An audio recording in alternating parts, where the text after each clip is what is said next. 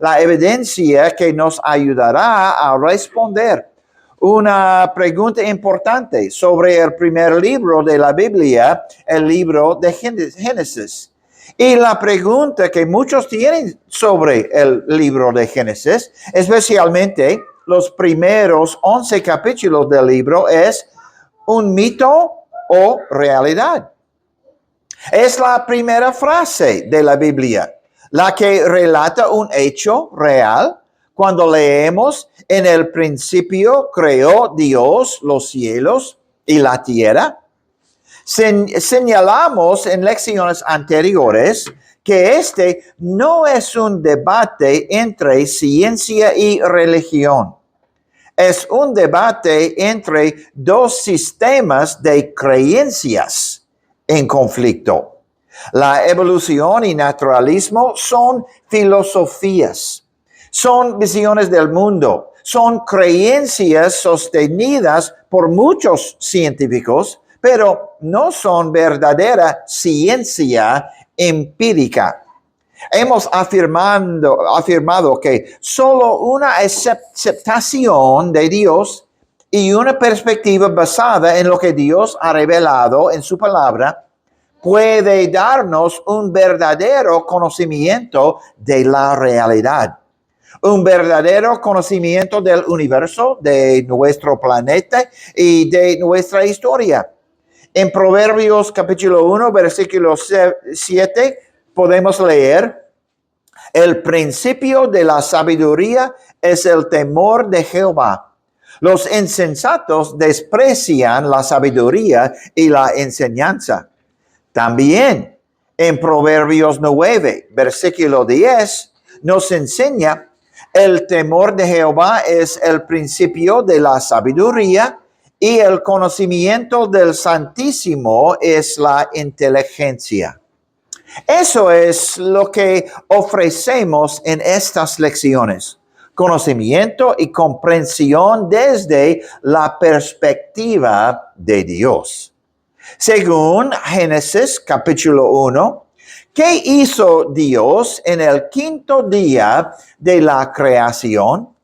Génesis 1:20 nos dice, Génesis 1:20 dice: en el quinto día Dios creó todos los animales del mar. También hizo todas las aves ese día.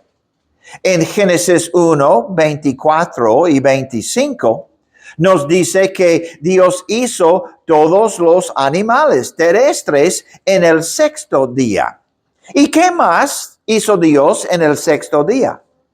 Dios creó al hombre y a la mujer. Así que todos los seres vivientes que Dios hizo, incluido Adán y Eva, estaban en la tierra después del sexto día. En 6 días, Dios hizo toda la creación, la tierra, el mar y todo lo que hay en ellos. Eso también incluía a los dinosaurios. Durante muchos años, los teólogos que se mostraron opuestos a hablar de los dinosaurios de forma positiva, porque cuando los paleontólogos comenzaron a desenterrar fósiles de dinosaurios a mediados del siglo XIX, la teoría de la evolución de Darwin también se estaba volviendo popular.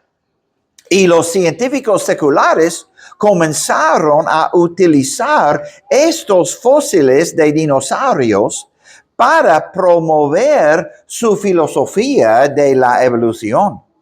En el siglo XIX y principios del siglo XX, los paleontólogos simplemente desenterraban estos huesos y los enviaban a varios museos y lugares.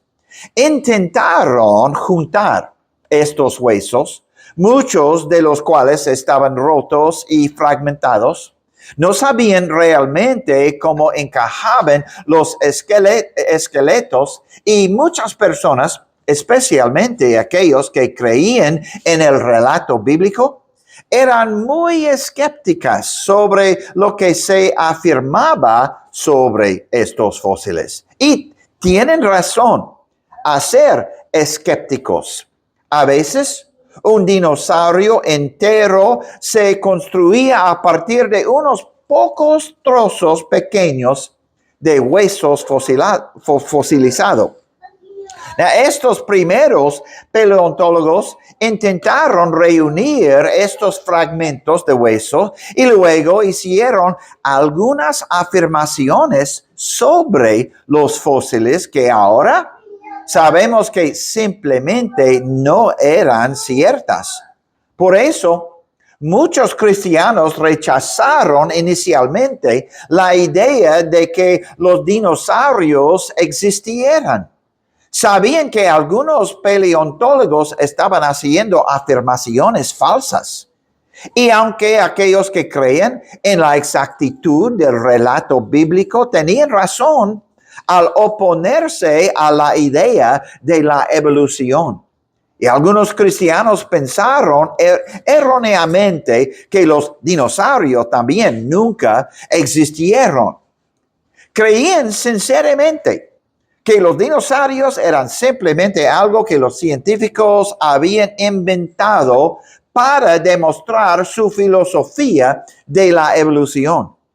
Y creían que tenían que elegir entre las verdades reveladas de la Biblia o los dinosaurios. Mi objetivo esta tarde es mostrarles que no tienen que elegir entre la Biblia o los dinosaurios.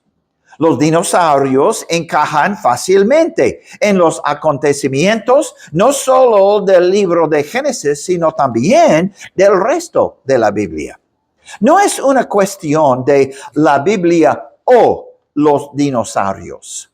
Es una cuestión de comprender adecuadamente la relación entre la Biblia y los dinosaurios. En nuestros días han salido a la luz mucha más evidencia desde finales del siglo XIX y principios del siglo XX. Se han encontrado más fósiles intactos y se han desenterrado más esqueletos mucho más completos. Por ejemplo, este fósil se llamó Su y es uno de los esqueletos de Tiranosaurio Rex más grandes jamás descubiertos en South Dakota. Su ahora reside en el Field Museo de Chicago. Hasta la fecha también es uno de los esqueletos de dinosaurios más completos que se han encontrado. Aproximadamente el 90% de esqueleto es real. Aquí tenemos otro espectacular ejemplar de un dinosaurio de 30 pies de largo, un alosaurio que ha sido nombrado como Ebenezer.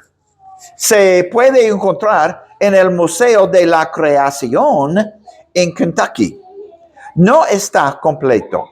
Solo aproximadamente 50% es original, pero lo encontraron con todo el cráneo, con los dientes intactos, y fue encontrado con sus huesos dispuestos en sus posiciones anatómicas correctas entre sí, en lugar de dispersos. Aquí tenemos un fósil llamado Eddie. Un ejemplo de un fósil casi completo de un edmontosaurio. Se puede ver en el Museo del Instituto de Investigación de la Creación en Dallas. El museo se llama ICR Discovery Center. Merece la pena visitar este museo con sus niños y sus nietos. En la librería del museo también encontrará material en español. Eddie fue encontrado entre fósiles de otros animales de pantano, patos, renas, lagartijas, tortugas, criaturas que, según las creencias evolutivas de los científicos seculares, No se suponía que estuvieran vivas durante la época de los dinosaurios. Este hecho molesta mucho a muchos evolucionistas ateos, pero para nosotros es simplemente más evidencia de la verdad del relato bíblico. Génesis 1 nos dice que Dios creó todos los animales en el sexto día. Estos animales fueron encontrados en la misma capa de roca de Edi, porque todos fueron enterrados al mismo tiempo durante el diluvio mundial descrito en Génesis 6 al 8. Now, si vas al Dinosaur State Park o Dinosaur Valley State Park en Glen Rose, Texas, podrás ver huellas de dinosaurios, pero no debes creer en las edades que les atribuyen. Lo mejor es ir en verano, cuando el nivel del río está bajo, y podrás caminar a lo largo del lecho del río Paluxy y ver cientos de estas huellas de dinosaurios, si el río está lo suficientemente bajo. Otra cosa para saber, pasarás por otro lugar interesante que debes ver antes de llegar al parque. Estará en el camino hacia el parque. Se llama Creation Evidence Museum of Texas, Museo de Evidencia de la Creación en Texas. Tiene algunas exhibiciones interesantes que explican las huellas y otras evidencias desde una perspectiva bíblica. No es tan grande como el ECR Discovery Center en Dallas, pero vale la pena visitarlo. Así pues, hay abundante evidencia de que existieron criaturas enormes en el pasado. El desacuerdo entre creacionistas y evolucionistas es la cuestión de cuándo los dinosaurios vagaron por la tierra. Ahora, ¿qué sucede cuando un niño aprende sobre dinosaurios en la escuela, regresa a casa con mamá y papá con preguntas y le dicen que los dinosaurios probablemente nunca existieron? A medida que ese niño crece, ve la abundante evidencia fósil, visitan varios museos llenos de fósiles de dinosaurios, y la confianza en las ideas de sus padres sobre los dinosaurios comienza a ir desapareciendo.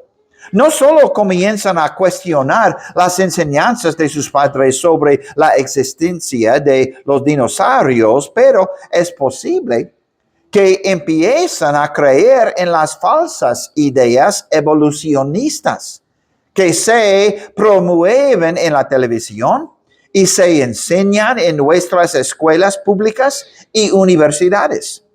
Nuestros hijos van a escuchar acerca de los dinosaurios de alguien.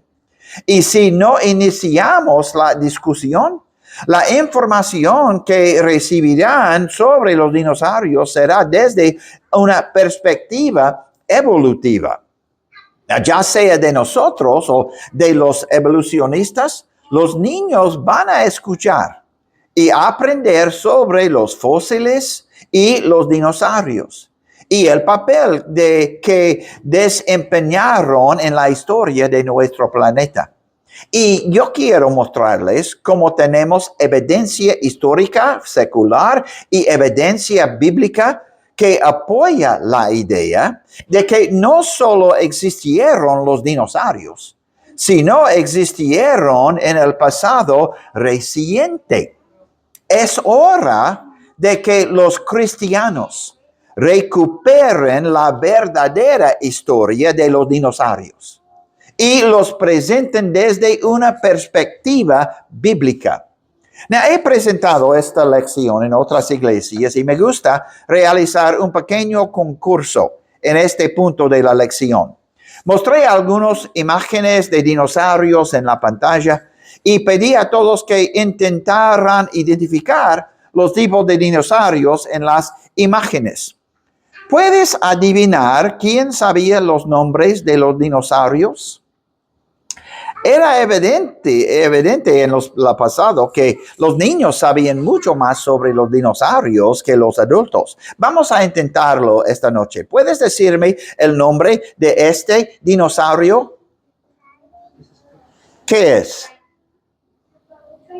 Triceratops. Mucho gusto. Gracias. Triceratops. ¿Qué es este dinosaurio?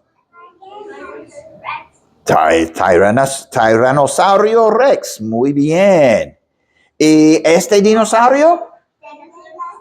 Stegosaurio. Muy bien. ¿Y qué es este dinosaurio? ¿Cómo? ¿Qué es este dinosaurio? Velociraptor. That's right. That's a velociraptor. ¿Y este dinosaurio?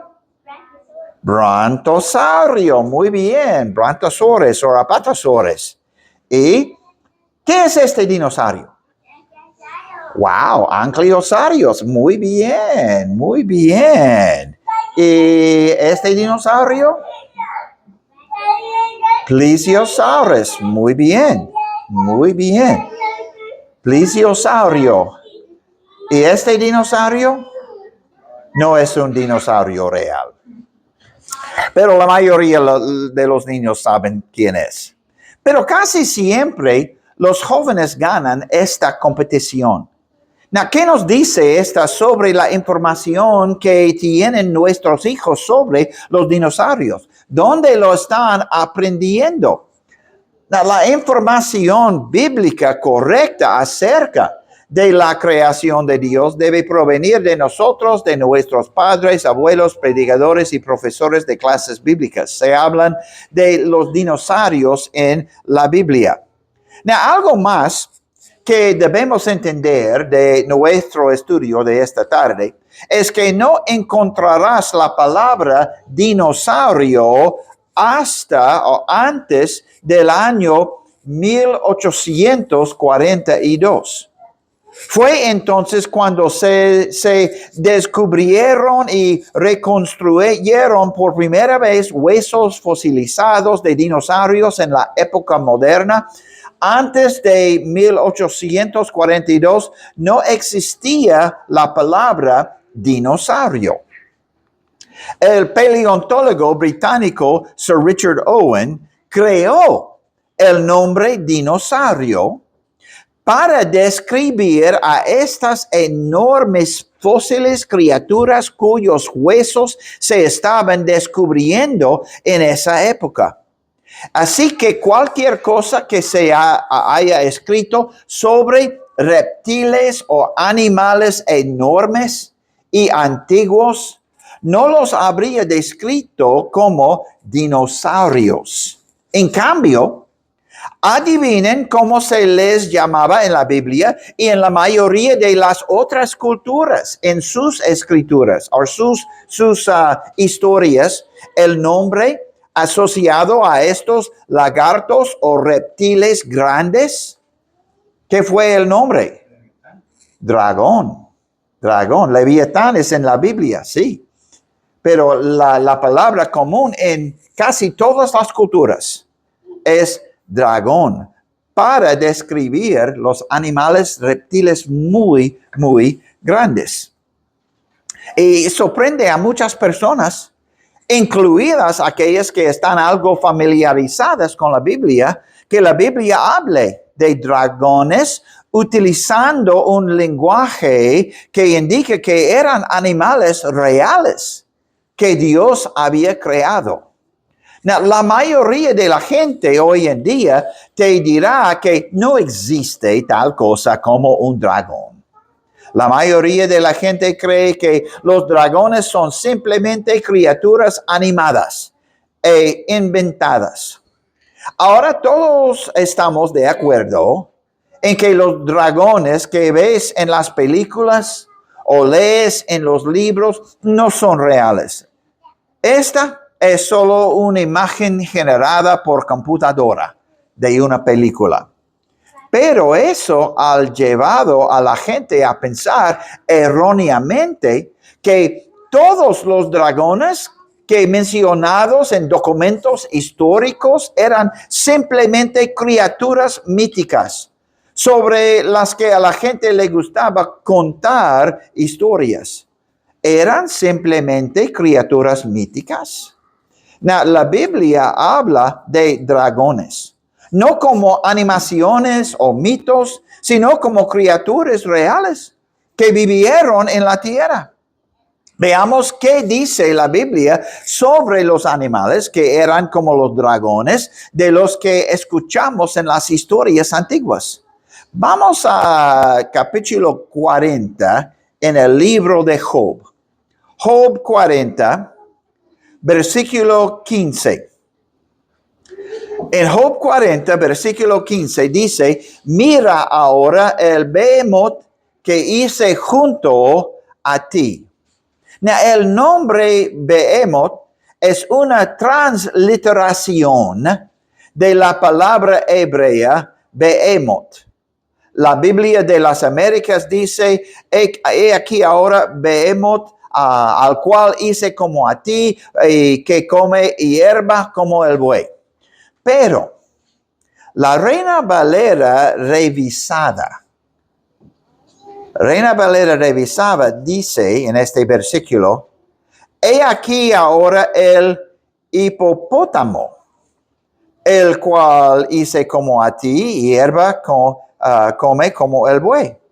Y Nueva Biblia Viva también dice, mira al hipopótamo, también es hechura mía, como lo eres tú, come hierba como el buey. Hablaremos de este uso de hipopótamo en un minuto. Debes tener en cuenta que algunas de las traducciones más recientes al español y inglés también han insertado un comentario en lugar de una traducción o transliteración de la palabra hebrea original para behemoth. Siempre es mejor dejar que Dios hable por sí mismo. Dios describe a este animal que creó y debemos dejar que la descripción de Dios nos lleve a una conclusión sobre qué tipo de animal era behemoth. Dios también le dice a Job que él hizo al behemoth junto a ti o con el hombre. El behemoth fue hecho durante los días de la creación. Ahora continuamos en Job 40, versículo 15, otra vez. He aquí ahora behemoth que hice como a ti, y hierba come como buey. He aquí ahora que su fuerza está en sus lomos, y su vigor en los músculos de su vientre. Su cola mueve como un cedro, y los nervios de sus muslos están entretejidos. Sus huesos son fuertes como bronce, y sus miembros como varas de hierro. Dios está describiendo un animal que Job conocía. Y Dios estaba tratando de impresionar a Job con lo poderoso que era al hacer que Job considerara algunas de las enormes criaturas que Dios había creado. ¿Cómo describe Dios al behemoth? Su cola es como un cedro. Sus huesos son fuertes. El versículo 23 nos dice que incluso durante una inundación es tan grande que ni siquiera un río caudaloso lo molesta. ¿Conoces alguna criatura que tuviera un cola enorme como la de un cedro y que fuera tan grande que ni siquiera un río caudaloso y desbordado la molestara? ¿Qué tal uno de los saurópodos? En Argentina se descubrieron algunos huesos de uno de estos dinosaurios al que se llaman argentinosaurio, por los huesos que encontraron, estiman que desde la nariz hasta la cola medía más que 30 metros de largo y hasta los hombros unos 6 metros de alto. Ahora bien, mi Biblia en inglés tiene una nota a pie sobre el nombre Behemoth. Dice que Behemoth era un animal grande de identidad exacta desconocida. Pero otras traducciones dicen posiblemente un hipopótamo. Algunas personas creen que Dios le está describiendo el hipopótamo a Job. Déjame preguntarte, ¿tiene un hipopótamo una cola del tamaño de un cedro, un árbol?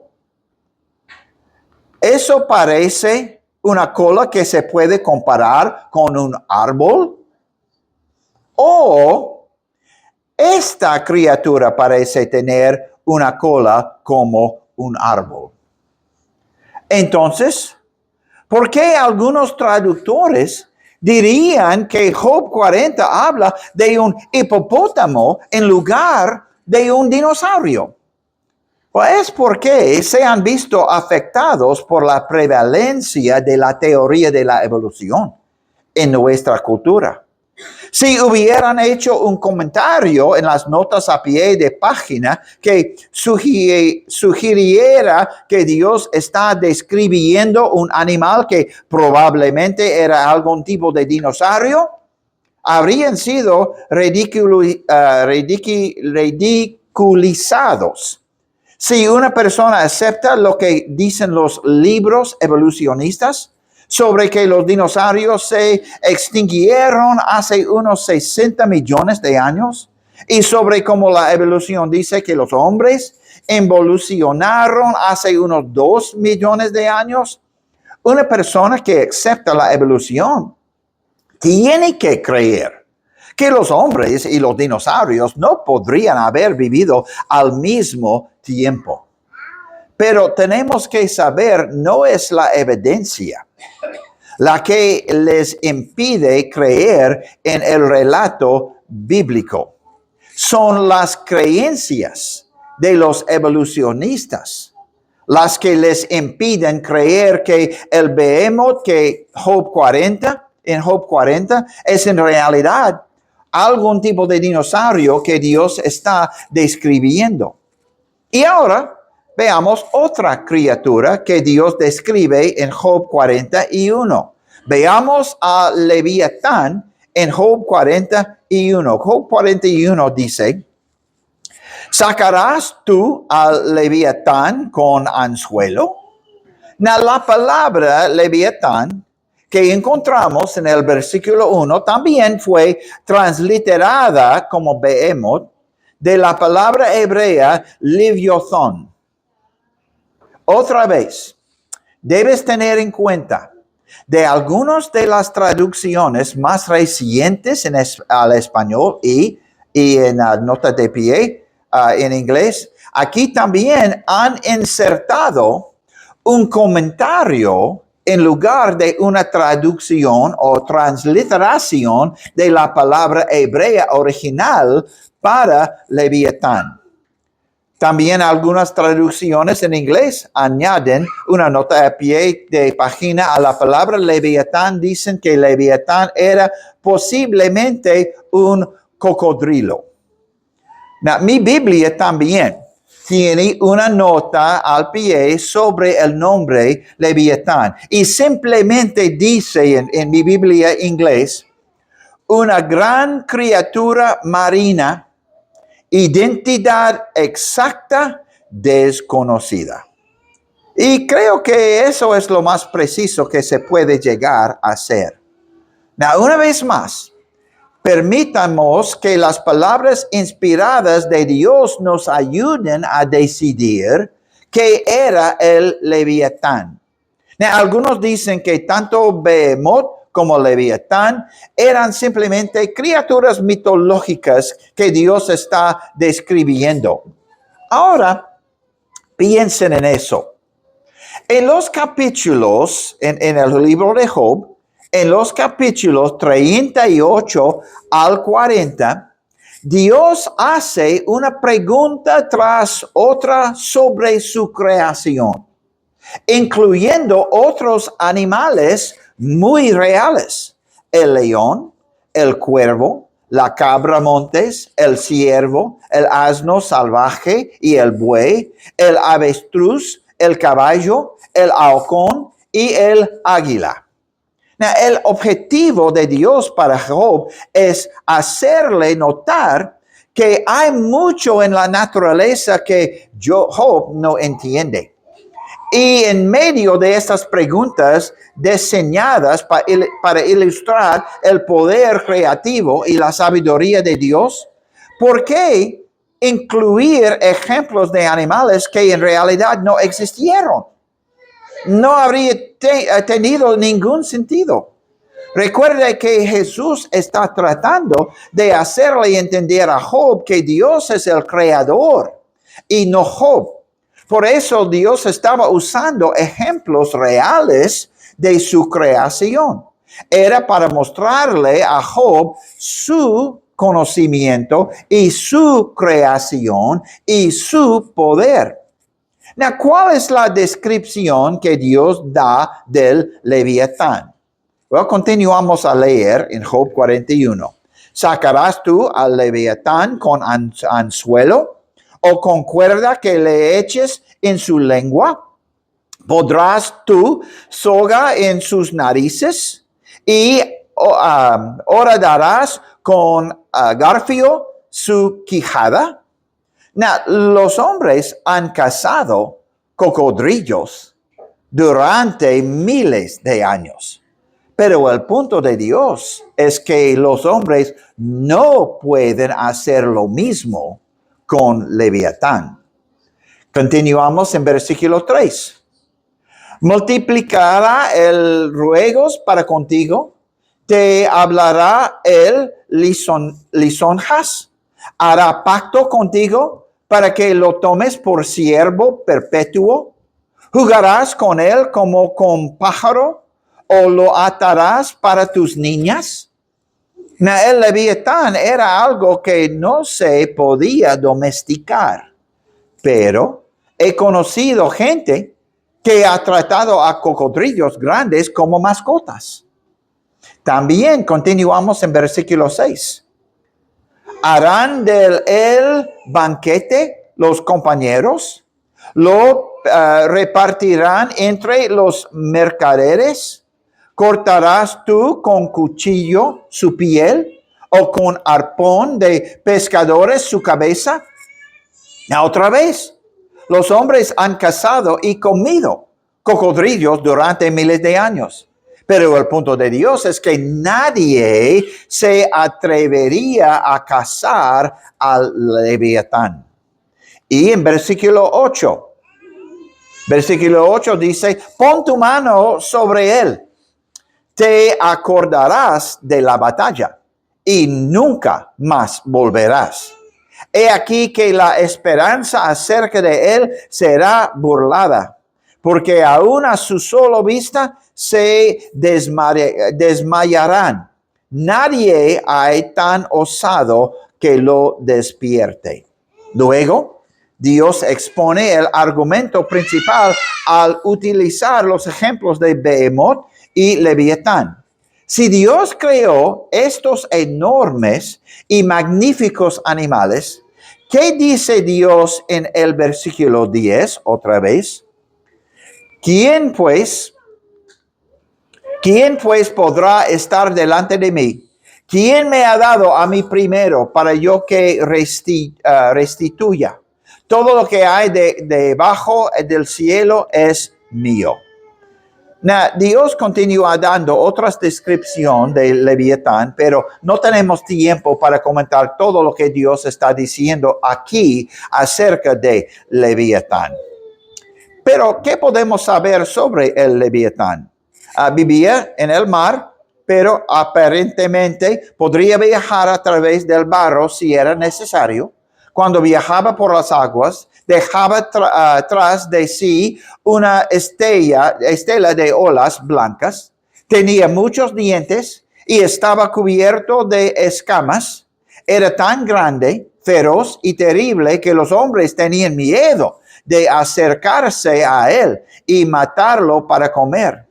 Now, realmente no sabemos en qué categoría de animales marinos encajaría, pero se han encontrado fósiles de enormes criaturas marinas con dientes feroces. Quizás el leviatán era similar a un mosasaurio.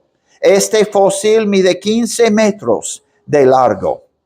Esta es una concepción artística de cómo podría haber sido esta criatura basándose en los fósiles que se han encontrado. O tal vez Dios le está describiendo un cronosaurio a Job. Now, tenga en cuenta que la palabra dinosaurio no existía antes de 1842. So, no vamos a ver la palabra dinosaurio en su Biblia. No existe cuando su Biblia está escribiendo. Así que el Behemoth y el Leviatán aquí en Job, capítulos 40 y 41, estos dos enormes reptiles habrían sido considerados tipos de dragones. Y la Biblia menciona a estos dragones tanto de manera objetiva al hablar de animales reales como Behemoth y Leviatán, como también utiliza dragones de manera figurativa al comparar a Leviatán o a un dragón con uno de los poderes gobernantes o mundiales. Isaías 27:1 utiliza un leviatán, serpiente y dragón para referirse a cualquier gobernante o gobierno que usa su fuerza contra el pueblo de Dios. Leemos juntos. En aquel día Jehová castigará con su espada dura, grande y fuerte al leviatán serpiente veloz y al leviatán serpiente tortuosa, y matará el dragón que está en el mar. Now, ¿por qué Isaías usó la palabra dragón? Para describir a las naciones conquistadoras de Egipto, Siria y Babilonia.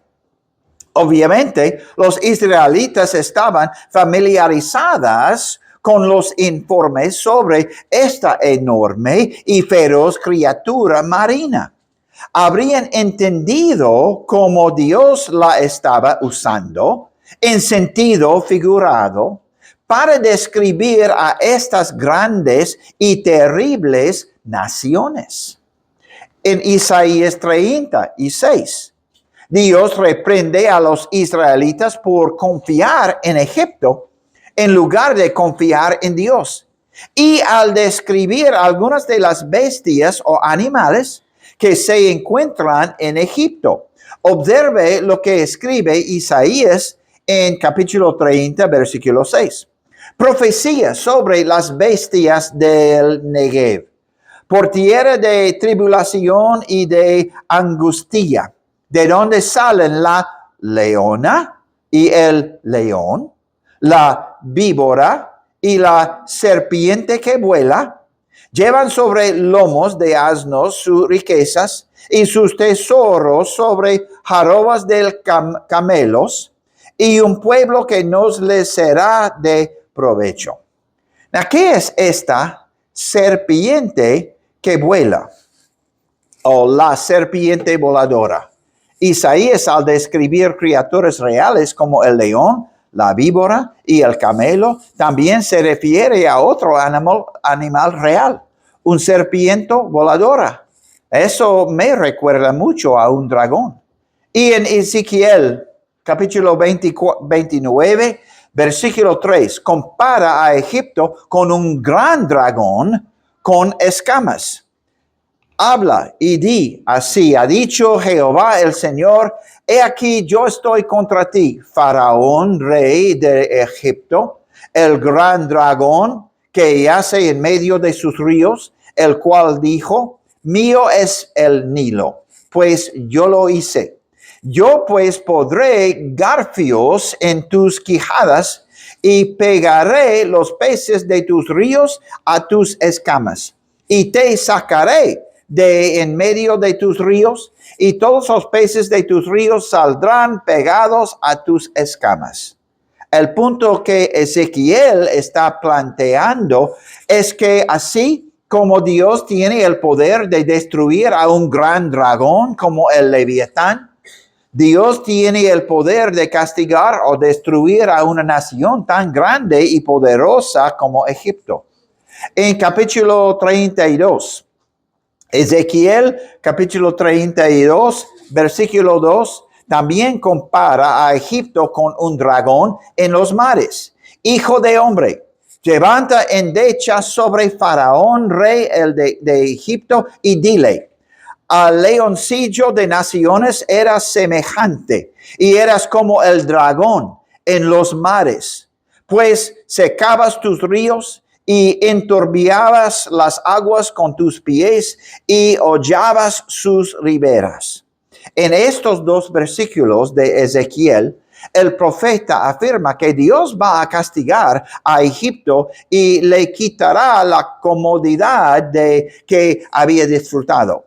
Y Dios nuevamente estaba usando una criatura con la que los egipcios habrían estado familiarizados, un dragón como el Leviatán, para describir a lo que él les haría.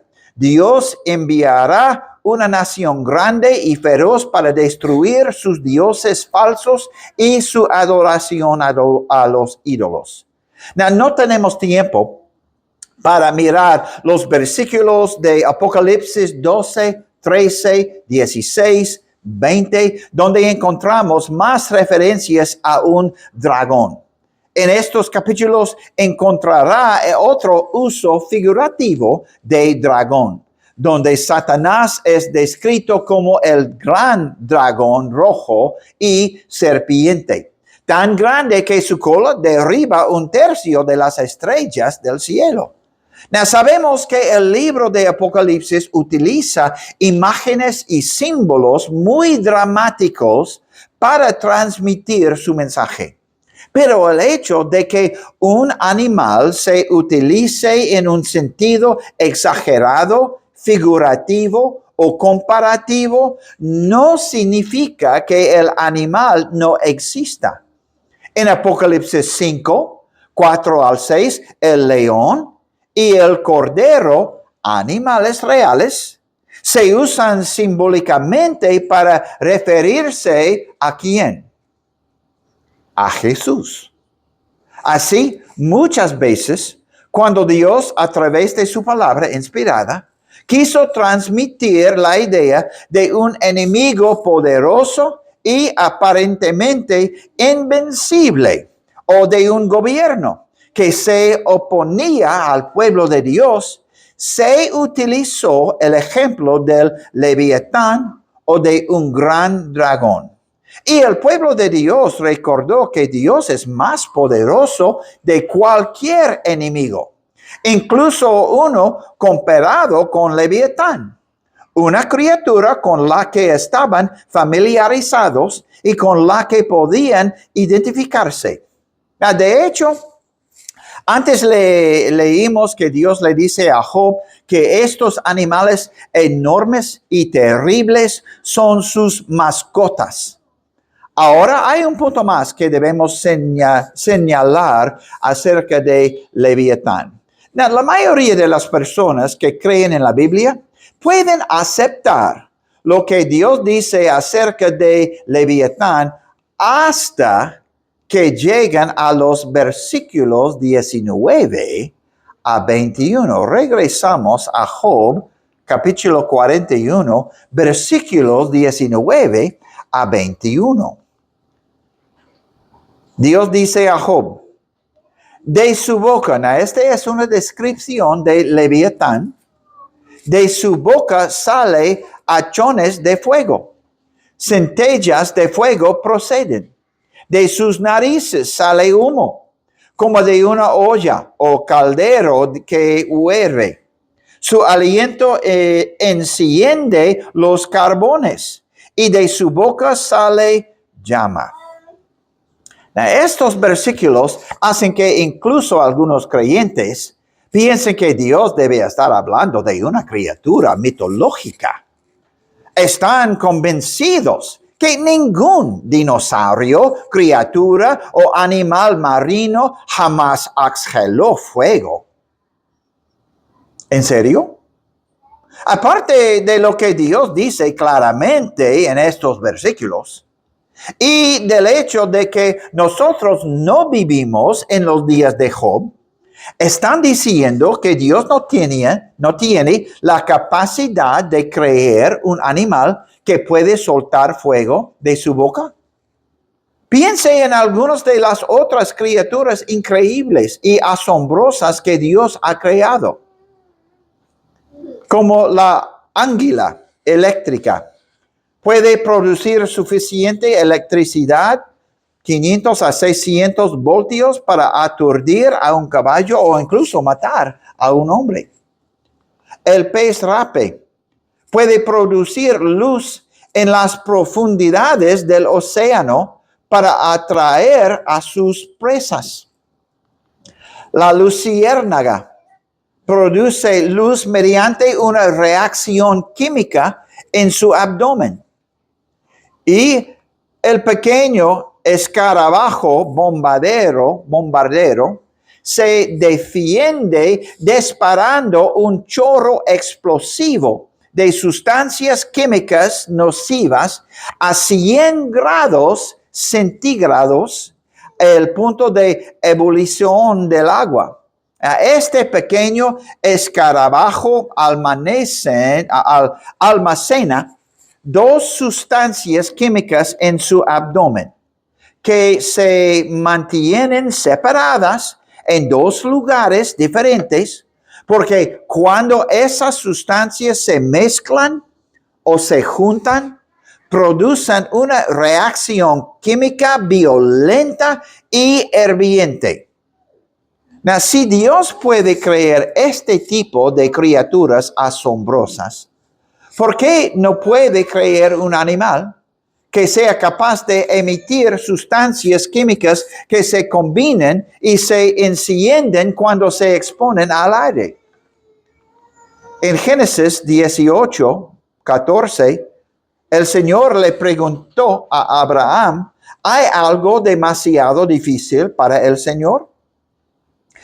¿Quiénes somos para decir que Dios no puede crear al Leviatán exactamente como lo describió en Job 41?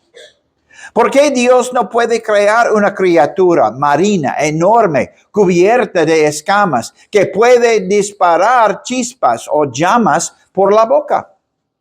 La verdad revelada en la Biblia es que Dios puede crear al Leviatán exactamente como lo describió en Job 41. Y Job aparentemente entendió y aceptó que esta era una descripción de un animal real que Dios había creado. Esta noche hemos considerado el relato bíblico y algunas de las evidencias históricas de que los dinosaurios o dragones, como se les llamaba antes de 1842, estos enormes animales sí existieron. Pero antes de dejar atrás nuestra discusión sobre dragones, permítanme mostrarles otro fósil que fue encontrado hace unos 22 años. En 2003, se excavó un dinosaurio en South Dakota, los Estados Unidos. El fósil fue adquirido por el Museo de Niños de Indianápolis, donde le dominan un nuevo tipo de dinosaurio. Su cráneo largo y puntiagudo se pareció tanto a las descripciones y pinturas de los dragones legendarios, que lo llamaron Dracorex hogwartsia. Significa Dragon Ray de Hogwarts. Creo que los paleontólogos que le dieron el nombre eran fanáticos de Harry Potter. Pero los paleontólogos creen que este fósil pertenece a una familia de dinosaurios llamado Pachycephalosaurio. Pero, ¿qué aspecto tiene este fósil para ustedes? ¿Y por qué estas antiguas esculturas, mosaicos y pinturas se parecen tanto a este fósil? Entonces, ¿por qué no hay más gente que haga esta conexión? Hasta hace unos 200 o 300 años, los seres humanos creían que los dragones eran muy reales. Con tantas historias, junto con relatos históricos y descripciones y pinturas, esculturas y más reciente fósiles como Dracorex, la conclusión más simple y obvia es que estos dragones o dinosaurios aparentemente coexistieron con los humanos durante miles de años. Y porque tantos científicos e historiadores se niegan a siquiera considerar de los enormes y terribles reptiles llamados dragones en la Biblia, podrían haber sido y muy probablemente fueron lo que llamaríamos dinosaurios. ¿Por qué rechazan lo que tienen antes sus ojos? Debido a la teoría de la evolución de Darwin. La filosofía o creencia de ellos en la evolución no les permite siquiera considerar que todos los animales vivos con el hombre fueron creados en el quinto y sexto día de la creación, incluidos los dinosaurios o como los llamaban en aquel entonces los dragones. Y su creencia en la evolución los obliga a concluir que ninguna criatura grande parecida a una serpiente o a un reptil puede haber vivido cuando los hombres estaban en la tierra. Y ellos tienen que creer que estos dragones deben ser un mito. No, estoy de acuerdo con lo que dice la Biblia en Job 40 y 41. Y los otros pasajes bíblicos que vimos que hablan de enormes reptiles terrestres y marinos. Y cuando consideras la evidencia histórica disponible, creo que puedes sacar una conclusión razonable y objetiva sobre los dinosaurios y los dragones. Now, yo tengo una lección entera sobre los muchos ejemplos de evidencia de que los hombres y los dinosaurios o dragones vivieron juntos al mismo tiempo. Como no tendremos tiempo para presentar esta información, he impreso copias de esta lección que entregaré a cada familia. También enviaré mis notas de cada lección con las diapositivas de PowerPoint a cualquiera que les quiera. Pero hay bastante evidencias. Y con estos tipos de evidencias, mi conclusión es que Dios creó a los dinosaurios como criaturas magníficas que recordarían al hombre la creatividad de Dios, la grandeza de Dios y el poder de Dios. Desafortunadamente, los dinosaurios han sido utilizados más que cualquier otro tema para inundar al público con pensamiento evolutivo. Y eso es una lástima. Porque cuando entiendes la verdad sobre los dinosaurios y todos los fósiles que se han encontrado, se confirma la cosmovisión bíblica. Y lo que han hecho los evolucionistas es tomar estas increíbles y maravillosas criaturas que el Señor creó para impresionarnos con su poder creativo, y ellos les han adjuntado una historia falsa. Y la gente a menudo se traga esa historia sin preguntar un momento. ¿Existe realmente alguna evidencia de la historia de evolución? Deberías preguntarte, ¿dónde está la evidencia que muestra que los dinosaurios vivieron hace millones de años? ¿Dónde está la evidencia de que los peces evolucionaron en anfibios, que evolucionaron en reptiles, que evolucionaron en aves y mamíferos, que evolucionaron en simios, que evolucionaron en nosotros? ¿Dónde encontramos en el registro fósil las formas intermedias entre estos diferentes tipos de animales? El hecho es que no hay evidencia. Solo teorías, historias y ilusiones por parte de los evolucionistas. Y espero que puedan ver que en nuestra serie de lecciones hemos presentado evidencia real que se alinea perfectamente con lo dice que la Biblia. La historia de la evolución que está incorrectamente vinculada a los dinosaurios, esa historia debería ser rechazada. No se basa en hechos, no se basa en la evidencia. La visión bíblica puede explicar la existencia de los dinosaurios. Y como cristianos y creyentes en la inspiración y confiabilidad de la Biblia, nosotros nos podemos ofrecer la explicación más simple y razonable de la evidencia que está disponible para que todos la vean. Este es un tema muy importante, porque la gente se está alejando de la visión bíblica debido a estas falsas ideas evolucionistas sobre los dinosaurios. Utilicemos la evidencia de estas increíbles criaturas de la misma manera que Dios las usó cuando le habló a Job.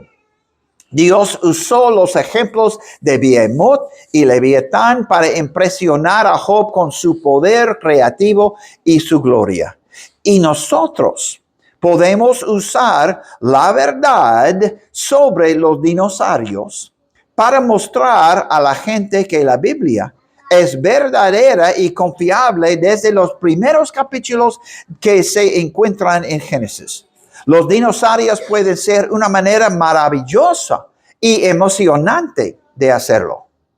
Ahora entiendo que los críticos digan que los científicos creacionistas están cegados por su religión. Pero podría ser al revés. ¿Qué escribió Pablo en Efesios 4?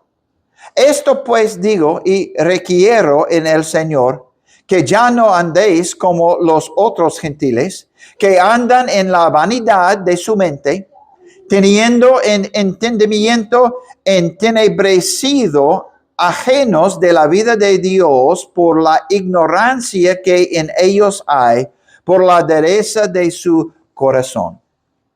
¿Podría ser que los evolucionistas no quieren permitir que Dios entre en la discusión?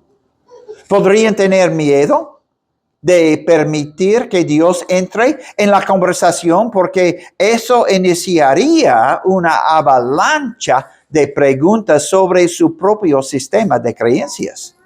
Y los burladores de la Biblia deberían tener miedo, porque a medida que se hacen más y más descubrimientos, la ciencia está confirmando la exactitud de la historia bíblica. Salmos 119, versículo 160 dice, la suma de tu palabra es verdad y eterno es todo juicio de tu justicia. Podemos confiar en la Biblia de principio a fin. Podemos confiar en ella en cuestiones de fe, en cuestiones de historia y en cuestiones de ciencia. Cuanto más mires la palabra de Dios, más verás la gloria, la majestad y el poder del Creador que estuvo allí desde el principio. Dios creó todo en 6 días incluyendo todos los animales, el hombre y la mujer y los dinosaurios. Una pregunta muy común sobre los dinosaurios es, ¿qué pasó con los dinosaurios? ¿Por qué se extinguieron? ¿Qué mató a los dinosaurios? Los evolucionistas dicen que la extinción de los dinosaurios se debió al impacto de un asteroide o cometa masivo. Ellos dicen que este evento, que según los científicos seculares ocurrió hace aproximadamente 66 millones de años, provocó un cataclismo global que acabó con el 70% de la vida vegetal y animal, incluidos los dinosaurios. Ellos creen que este gran asteroide, estimado en 10 kilómetros de diámetro, golpeó la Tierra cerca de la península de Yucatán en México. Now, esta es una posible explicación, pero yo creo que la Biblia tiene una explicación mucho mejor. El relato bíblico nos dice que hubo un evento de nivel de extinción, pero la Biblia describe ese evento como el diluvio global de Génesis 6 al 8, que ocurrió hace unos 4,500 años. Y ahora, en nuestra próxima lección, si Dios quiere, vamos a ver el arca como se describe en Génesis 6. Si los dinosaurios existían en la época de Noé, y yo creo es así, ¿cómo podría Noé tener suficiente espacio para estas enormes criaturas en el arca, junto con el resto de los animales? Responderemos la pregunta sobre los dinosaurios en el arca, así como otras preguntas que la gente tiene sobre el arca de Noé y el diluvio en nuestras próximas 2 lecciones en la mañana. Y espero que puedas reunirte con nosotros mañana mientras continuamos nuestra serie Génesis. ¿Es un mito o realidad? Gracias por su atención esta noche y Dios les bendiga.